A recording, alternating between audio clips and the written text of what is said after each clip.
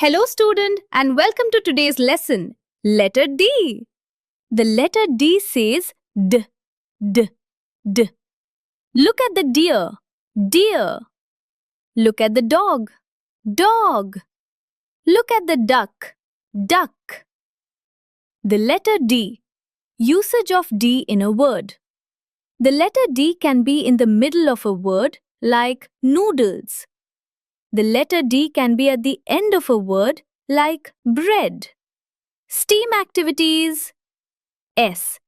Talk about the dog. Tell the students that a baby dog is called a puppy. T.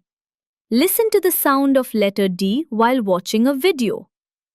E. Make a duck using Play-Doh. A. Draw a deer on a page and color with your finger paint. M. Count objects beginning with the sound D around you. Wonderful work, students! See you next time!